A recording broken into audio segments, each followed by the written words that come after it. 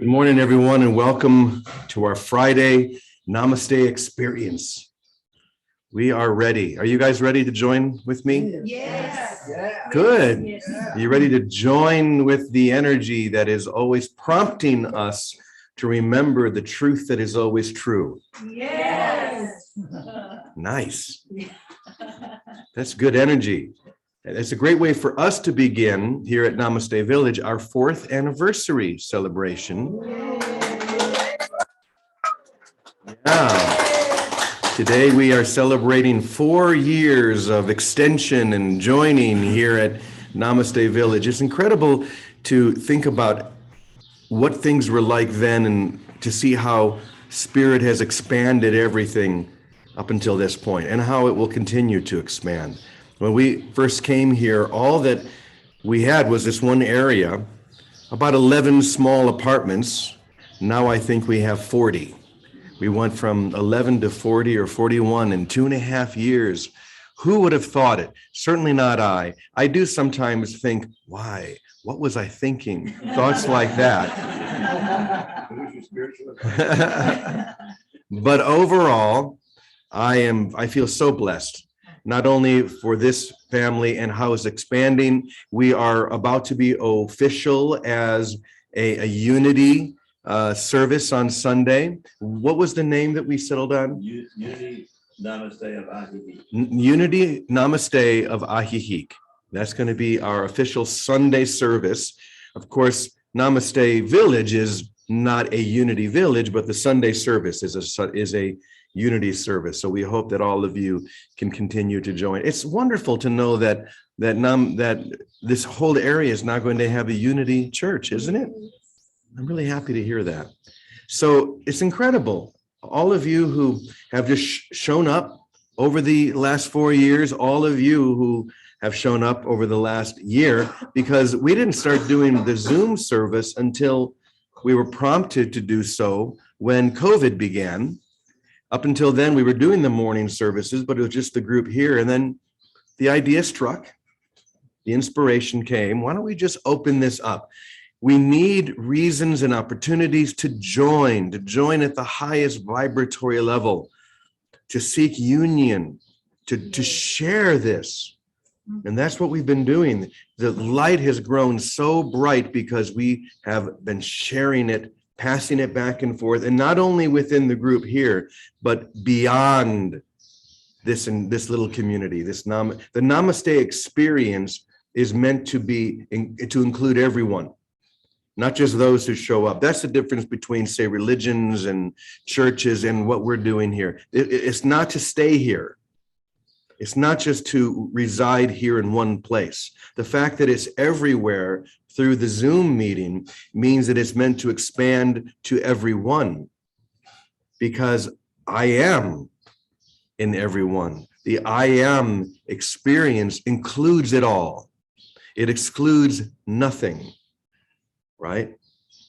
This is what the Namaste experience is all about. And to enter into the experience of that, not the thought, not the words, not the concepts. We say this almost every day. We are stepping beyond the words. We're stepping beyond the concepts. We're allowing an experience to take hold. Just this morning, as we were having breakfast, we had a new guest arrive, Loretta, who we'll welcome in a little bit. But as soon as Loretta walked in, she said, I feel this energy, this shivering, I feel something. That's the idea, for us to be so on fire and allowing that energy to flow through us so freely that anyone who comes near us, anyone who touches the hem of our garment, feels this healing energy moving through them. People come onto the Zoom meeting for the first time and they say the same thing. So it's not a localized thing. It's not just the village. It's the joining. It's the way that we come together, the intention that we share, the intention for awakening. So that's why we're here. And one of the things that we do love to do here on our Friday morning session is to welcome Reverend Johannes. So Johannes is going to come up and join me. So come on up. Gracias. So Johannes, Good morning. yes, Johannes is the official minister of the Unity Sunday. You want to say anything about your excitement regarding Oh that? my God, I am so excited. I could know. A ver. Yep. Let me see. Yes, the thing is that, okay, I'm the official minister, but we have the blessing of having different ministers every month. So we get to experience the soul of each of these ministers, and they all have their own strength and wisdom. And so it's not only one minister, it's that the enrichment, the variety, oh God, the experience is amazing. Every time the first one was Reverend David. And Mhm. you know, everybody fell in love with Reverend David. Then we had, after David, we had Reverend Diane, which is, yes, The another. spark plug. Exactly, it's another experience. And then Martha Crick comes, and she was like, shaking. She was up an anchor. the whole village.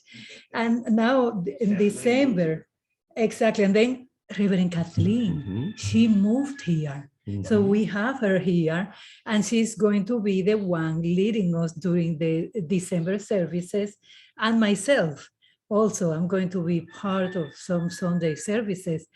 And in January, oh my God, I'm going to live it there, but it's a couple. They are husband and wife. They are both ministers. And I mean, they both were my teachers in ministerial school. So I'm feeling like really like a child, so excited. My professors, my teachers are coming. So it's all so beautiful, beautiful, beautiful. I want to thank you for allowing for this idea, and to my beloved husband, because he is one of those who work in how you say, in the back, like in the background, and it is so much work,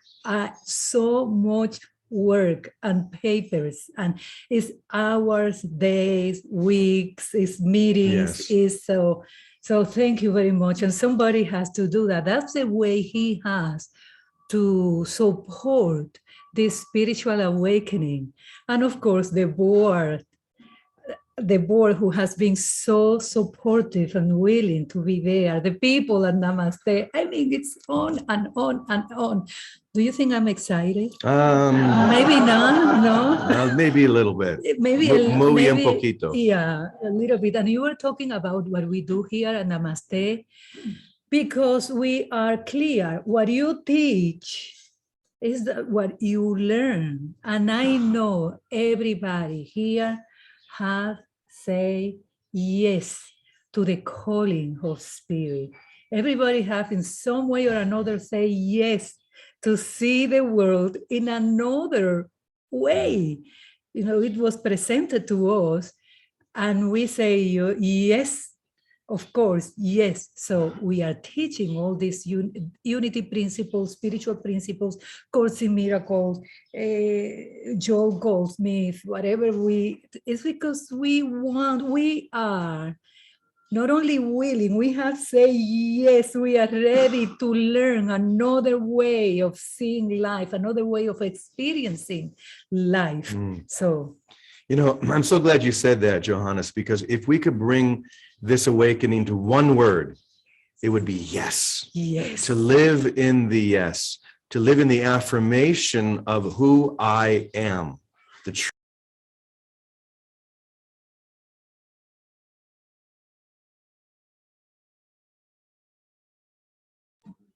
Okay, there we go. Hi. We're trying to say yes to the internet issues, and yes. It's working its way out. What I was trying to say is that living in the eternal yes is not a concept. It begins perhaps as a word. It begins perhaps as an expression, something that I say. Then it becomes something that I live. and something finally that I am. Amen. So I say, I live, I am that. I am the yes. This is the yes experience. We can call it whatever we want. Words are fine.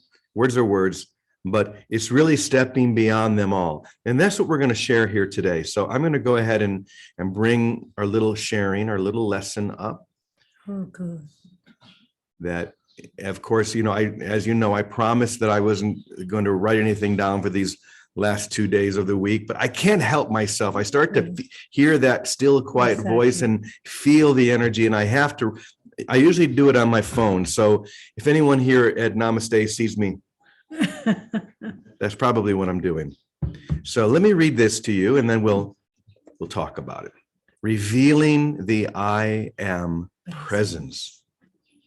Your love of words and concepts will exist only as long as you remain ignorant of your true nature. Once again, your love of words and concepts will exist only as long as you remain ignorant of your true nature. After the awakening, the sense of I am, those are the normal way we would write it, I and then small letters am. Your sense of I am is still there, at least for a moment, but the attitude of the mind is entirely changed. The I am has been replaced by the experience of I am, the true experience, which is the recognition of your oneness with all that exists. Let me read that last part again. After the awakening, the sense of I am is still there. In other words, you still find yourself inhabiting an identity, at least for a moment, but the attitude of the mind is entirely changed. You see everything differently. You begin to see everything as God sees it. The I am, small I am, has been replaced by the experience of I am, or we could say I am that, which is the recognition of your oneness with all that exists. And since all that truly exists in love, the limited I am, which exists in fear, dissolves and is completely forgotten. All that's required, we always want to know what's it going to cost? What does it require? All that's required is your willingness, your willingness to release your hold on the limiting beliefs that you've held until now, which never really even gave you what you really want. Limiting beliefs that never really gave you what you really want.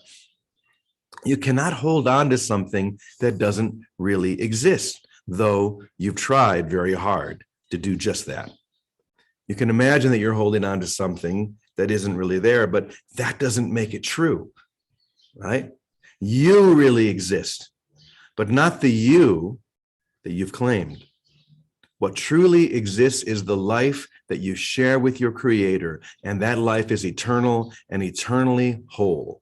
Once again, you really exist. The truth of you, your true identity, does exist, but not the you that you've claimed, the small identity, the limited self, the split self. That does not exist. There's nothing there except in your imagination. What truly exists is the life that you share with your Creator, and that life is eternal and eternally whole. Eternal and eternally whole. In other words, it doesn't change. This is the one way that you know reality. The experience of reality is that which cannot change within you. The Christ is that which is always present within you. It does not require your knowing it. It doesn't require you to be living from that space, because you do have free will. You can choose not to do that, but that doesn't mean that it's not there. The truth of you is always present, and our eternal yes, what we've been saying here all morning, our eternal yes is what opens the door to that experience. That's the only thing we're doing here. We say yes together. We open the door. We step through. And when we step through, the I am, small letters, becomes the fully inhabited I am. Ehie asher ehie. I am that. That's beautiful. Thank you. So this morning, in our daily Aren't you prayers, going to talk about that? I'm going to talk about that. Exactly. And I'm going to tell you why. This morning during our daily prayer, Jack and I were talking about, we had an experience last night where it could be something really like threatening for us. And we just decided to be mindful of the principles, mindful of who we really are and who the people involved in the situation really are. And we just act with integrity. The more, it was a difficult night because it could have turned out really a little bit ugly, let's say, in this world experience. But we just say, you know what? No, we are willing to live by principle. We say yes to the calling of spirit, and we will continue saying yes in every experience. And we were talking about, we read this, The Gift of Love, Joel Goldsmith, and I would like to read it because it's related to, it says, illumination dissolves all material ties and binds men together with the golden chains of spiritual understanding. It acknowledges only the leadership of the Christ. It has no ritual or rule, but the divine, impersonal, universal love. No other worship than the inner flame that is ever lit at the shrine of spirit. This union is the free state of spiritual brotherhood, which is what we have here at Namaste. The only restraint is the discipline of soul. Therefore, we know liberty without license. We are a united universe without physical limits, a divine service to God without ceremony or creed. The illumined walk without fear by grace. The experience we had last night made me realize I have been doing all this inner work. You are aware of that. Thank you for assisting. And facing all the unconscious fear that I had internally. It's amazing. When I say, okay, I want to see and I want to live in this other way that the spiritual realm is showing me, it's like Carl Jung called the shadow. He says you have to face your shadows, your fears. And that's what I have been doing. And last night, all these fears came up like an army. I was like, oh my God. So I was breathing, looking at it, releasing it to the Holy Spirit, just doing the spiritual work over and over, what I have been doing for years since I was in the convent. And like magic, this morning dissolved. The situation totally, completely, unexpectedly dissolved. And you know what? Even if it had not dissolved in this experience, because the thing about the spiritual work that we do, you are not attached to the result. You trust. You know you are in your path to God or awakening or Christ, whatever you call it. And you trust that and apply the principles. That's the fifth principle of unity, is not to know the principle. What really matters is the application.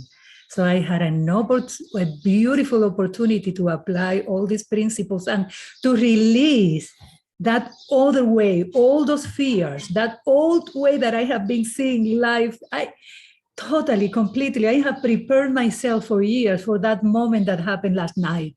I just say no to all of that.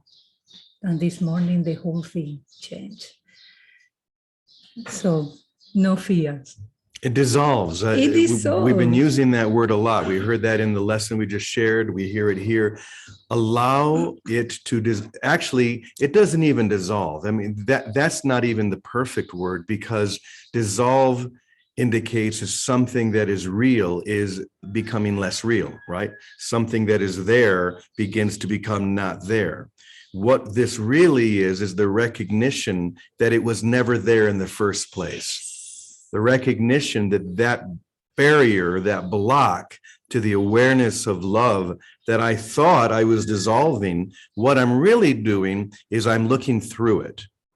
It seems to dissolve, and that's fine, because we have made it real, or at least we've made it seem real. Whatever the block is, whatever the barrier is, whatever the situation is, like a real situation in your life is just a block to the awareness of love. And we, by applying these principles, we begin to see through the block, and the block appears to be dissolving.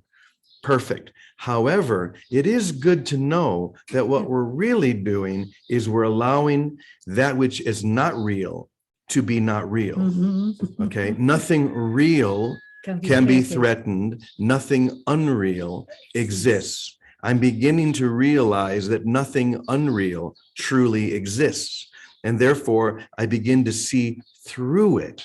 Isn't that interesting how using the word dissolve is a great word, and it can be very helpful, but while you're using it, also recognize the deeper lesson, which is it's not even there.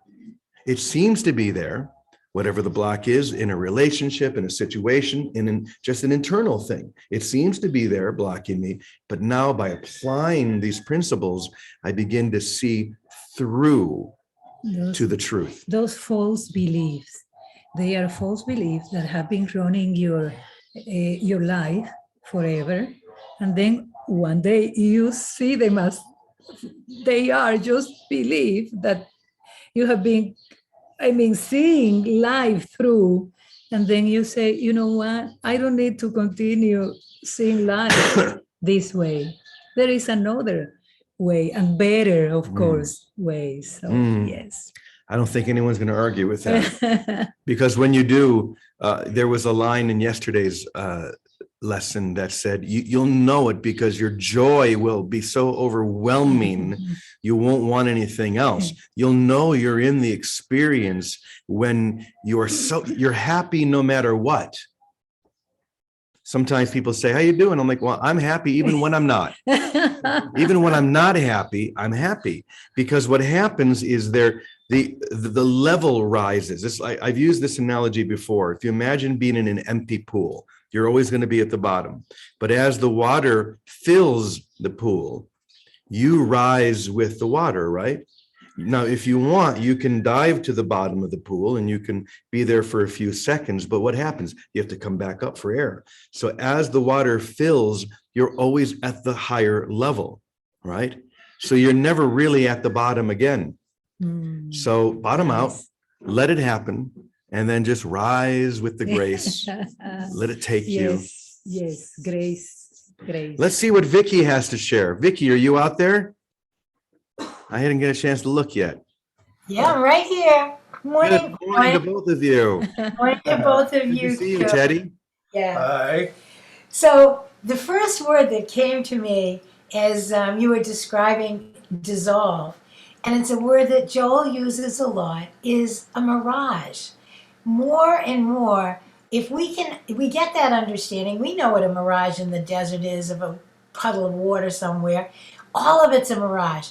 All of our beliefs. In the post that you read, the only thing required is the willingness to surrender our limited beliefs. Now, we can do it mild to wild. Johannes, you did it to mild in a big situation yesterday. But if we're vigilant, if we're consistent, we might as well do it in mild. And all the things, oh, I've got to figure out what am I going to get for Christmas gifts? Oh, I better go figure out this. Oh, how am I going to pay that? Those are all mirages. Lingering beliefs are just mirages.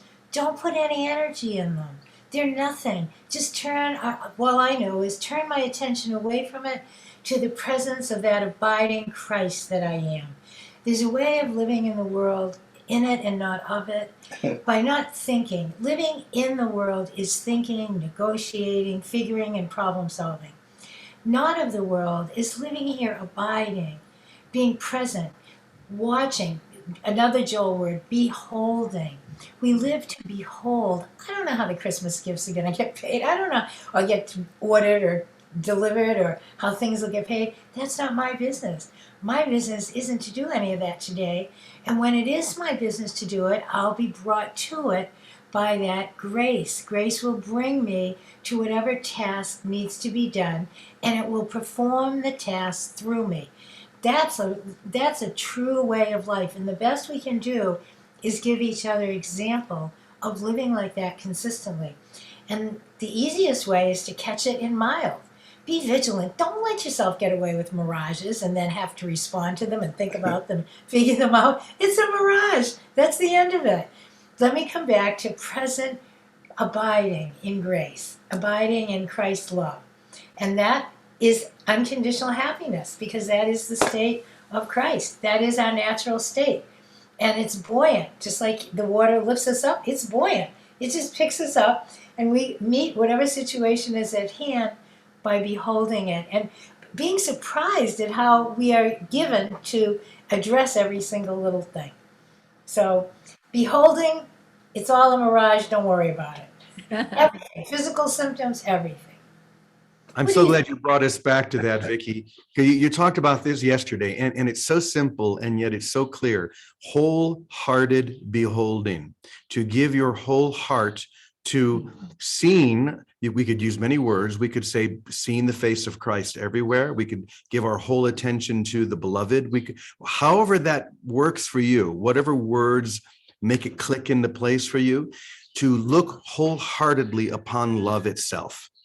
Don't worry about that stuff. Don't worry about the mirage. The mirage will take care. We're all running around trying to figure out what we're going to get for Christmas and who we need to buy. That'll happen. It'll take, but wholeheartedly behold love itself right here, right now, through anyone who's in front of you. Right now, I'm looking at Bethel. Yeah. My only job is to behold Bethel wholly, completely in love. Amen. That's it. That's all we have to do. Just keep it that simple. So, Vicki, I just so appreciate you continually bringing us back to that simple message.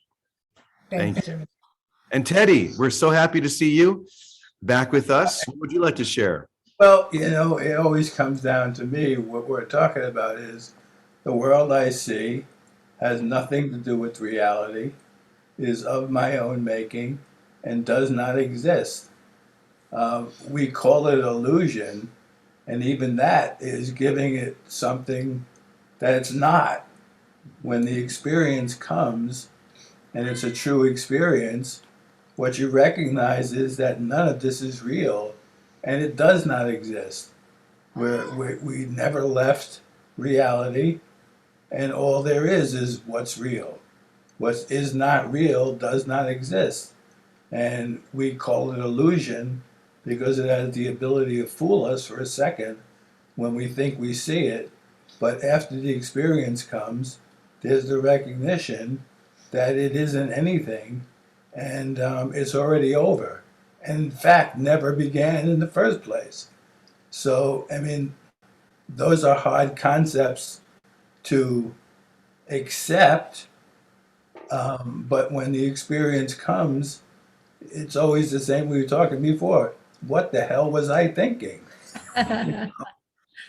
Because none of this is true. That's it. What the hell was I thinking? It's time to get out of hell. The old man used to say, "What in hell was I thinking?" Yeah, what in hell? I like that. Teddy, you sparked something that I want to reshare, and I'll just read these words real quick. Oops, hold on. How do I get rid of you? Oh, maybe one moment. Let me quit that. Okay, this is something that I shared yesterday, but you sparked it again. So remember these words. Everything we're talking about here, the escape, however you want to, whatever words you want to use, it's like waking up from a fearful dream. Yes. Once your eyes open in the morning, the details of that dream immediately fade, right? When you realize that it was just a dream or a mirage, the details immediately fade. There's no reason or need to hold on to the fear the dream inspired, because you see it for what it was, a dream. This is what you experienced yesterday. Exactly. There was no reason for you to experience hold on to really, it the next day, because it was just a dream. It faded.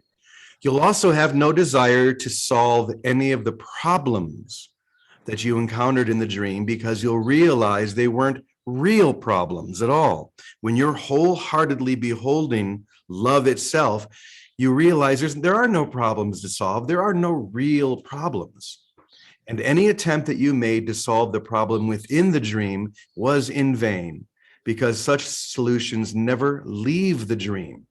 They are bound by illusions, while reality is bound only by love. And that is what you have finally discovered, that it's bound by love. That's the only thing we need to remember. So anything else, Vicky and Teddy? Yeah, you know, where's the dream when the dream is gone? You know, when you have where's the dream? Where did it go? Where is it gone? It wasn't there in the beginning, and it's not there now. That's exactly what waking up here is. Just like that. And every night we have the perfect example of it in our minds, and yet we don't pay attention to it. Where is the dream when the dream is gone? That's it. I think I may need to write a song with those lyrics. Where is the dream when the dream is gone? Thank you. Anything else you want to share, Johannes? No, just I'm in this state of gratitude. Really, that's what you read exactly described my experience.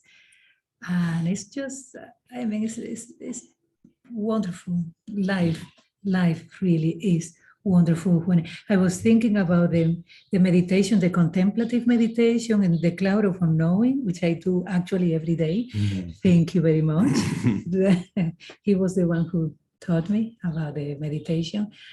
And it's just you go and you focus only on God, love, whatever you want to call it. And whatever thought comes to you, you just let them, pass by. And it's your goal, you aim to that union, the awareness of God within you. So that's wonderful. So thank you.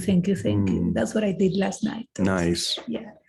So where is the dream when the dream is gone? Gone. It's nowhere. And where are you when you're dreaming? Everywhere. Just remember that. You are everywhere. You are in everyone, every moment. You are real. The dream, the mirage may fade, may dissolve. You may see through it. But the truth of who you are, your identity that was given to you by God, is now and always will be the true reality of your soul, the only thing that really exists. So give your wholehearted attention to only that. Whenever any problem or any confusion or a disruption comes, just turn your wholehearted attention toward love through anyone who's right there. Anyone who's in front of you, just give them that love and everything else will take care of itself. It's so simple. And that's it. That's where we'll leave it, right there. Thanks, everyone. Thank you, Johannes. Thank you, Vicky and Teddy. Brother James. Another amazing week in the Namaste experience. So should we do our final prayer? The prayer for protection. Let's do our final prayer now, the prayer for protection. So if you'd like to stand, you're welcome to. But as always, let's say these words and feel them, not just say them as words or concepts, but feel the reality behind each one. Here we go. The light of God surrounds us. I am the light of God. The love of God enfolds us. I am the love of God. The power of God protects us. I am the power of God. The presence of God watches over us. I am the presence of God. Wherever we are, God is, and all is well. Amen. So it is. Amen. Thank you, thank you, thank you. Thank you. Thank you, Beautiful. everyone. Have a great I week. love you all. Thank you all. Sunday. Namaste. Bye bye for now.